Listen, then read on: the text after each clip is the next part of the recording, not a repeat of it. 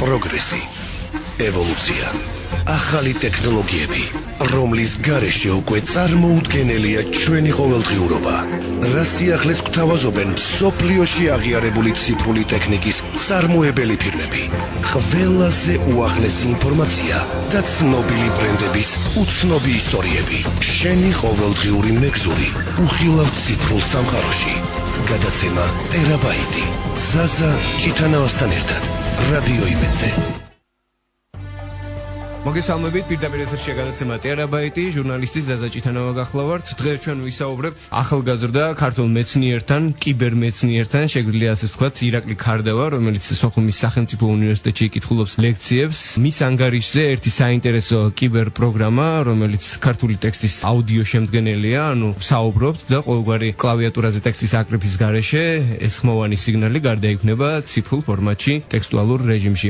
რა არის მოკლედ ეს ახალი პროგრამა, რა ანუ ჩვენ პროგრამაზე რომელზეც საუბრობთ არის შესაძლებლობა რომელსაც შეუძლია აქვს უნარი რომ ქართველი ადამიანის ქართული საუბარი ჩვეულებრივი აქცენტით არაფერი განსაკუთრებული დამატებითობა არ აქვს? ნუ ამ შემთხვევაში ამაზეც გავამახვილებთ ყურადღებას ალბათ სასურველი არ არის რომ რაღაცა კუთხური ჩახვევები შეიძლება გაუჭირდეს ახლა ყველაფერს თანდათან აგიხსნით პირველ რიგში არის საუბარი იმაზე რომ ქართველი ადამიანის ჩვეულებრივი აქცენტით საუბარი როდესაც იქნება მიკროფონთან მიიღოს საუბრის დასრულებისთანავე კომპიუტერში აკრეფილი სახით ჩვეულებრივად როგორც შეიძლება მას დაუშვათ აეკრიფა კლავიატურიდან.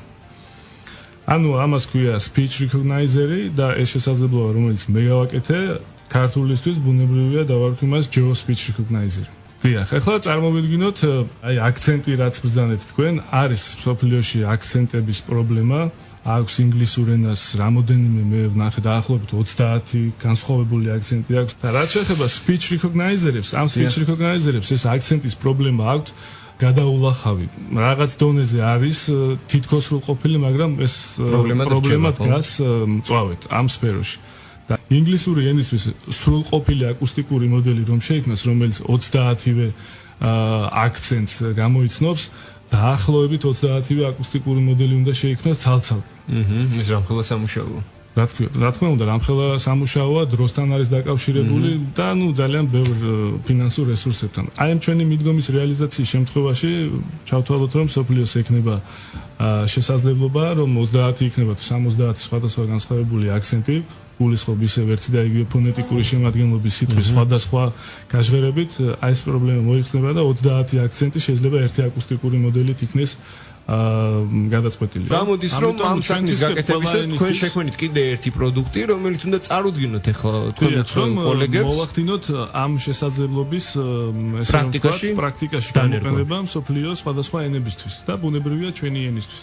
ეხლა ფაქტია რომ ტექნოლოგიური თვალსაზრისით ეს თქვენი პროდუქტი ქართულ ენას დააყენებს იმ ენების გვერდით, რომელიც თანამედროვე ტექნოლოგიურ შესაძლებლობებს ასევე ფეხაწყობილია, ასე ვთქვათ. სამწუხაროდ არ ვიცი რა არის საზოგადოების ნაწილი, რომელსაც გონიათ კიდევაც რომ ქართული რაღაც უკვე არქაული ენაა და ჩამორჩება რეალობას და მე მგონი ასე არ არის. საერთოდ ქართული ენის გაციფრულების მიმართ და საერთოდ ქართული ენის საჭიროების მიმართ ისეთი სკეპტიკური დამოკიდებულება არის, რომ როგორც ჩვეულებრივი ქართველი ადამიანი ძალიან გულსატკენია, როდესაც ამ დამოკიდებულებას შეხედავ და მით უმეტეს ეს ახალგაზრდებში არის, იმიტომ რომ მე მესმის ამ ახალგაზრდებს, იმიტომ რომ ტექნოლოგია ყველაფერი არის უცხოენოვანი, უცხოურ ენაზეა ყველაფერი აგებული. მაგრამ აი მოინდომეთ და დიახ, შედეგი სახეზეა, ხო? არის ინტერესი ძალიან დიდი საზოგადოებიდან თუ რა მეთოდები გამოვიყენე ამ შედეგის მისაღწევად. მინდა ვთქვა რომ ველოსიპედი თავიდან რომ გამოვიგონოთ ამისთვის რატომ უნდა დავხარჯოთ დრო, სოფლიოში არსებული მიდგომები გამოვიყენე და პლუს გამოვიყენე ის მიდგომები, რომლებიც ჩემი კომპიუტერული ლინგვისტიკის დარგში მოღვაწეობის დროს შევიძინე და ეს მიდგომები მე შარშან გახდით პარიზში საერთაშორისო სამეცნიერო კონფერენციაზე იქ გავახმოვანე შემდეგ მოგვიანებით ეს დაიბეჭდა ერთ-ერთ რეიტინგულ სამეცნიერო ჟურნალში საერთაშორისოში ანალოგიურად სინგაპურში ქალაქ სინგაპურში კიდევ უფრო მოგვიანებით ამ საერთაშორისო ასოციაციის წევრი გავხდი და ეს ყველაფერი ჩემი მიდგომები და სოფლიოში არსებული მიდგომები ერთმანეთს შევაჯერე და შედეგად მივიღე ეხლა ზუსტად ის რაც არის წარმოდგენილი და რაზეც ვსაუბრობთ. ეს უსინათლო ადამიანები, ჟურნალისტები, რომელსაც ტექსტი ასაკრეფი აქვთ, ფურცლიდან დაწერილი ტექსტიდან კლავიატურით ან აუდიო ჩანაწერები აქვთ. ასე შემდეგ ძალიან ბევრ ესეთ პრობლემებს მოაგვარებს და მე ვფიქრობ რომ ჟურნალისტები საჭიროება მისი კი იქნებიან ვინც სიხარულით გითხარით კიდევ წლების წინ გაზეთში რომ მუშაობდი ეს ჩემთვის იქნებოდა მიღწევა რამდენ დროს ჩვენ ხარჯავდით ამ საქმეში კარგი მადლობა თქვენ და წარმატებებს უსურვებ თქვენს გადაცემას კარგად გაგრძელებოდეთ ნახვით ტერაბაიტი შენი ყოველდღიური მეგზური უხილავ ციფრულ სამყაროში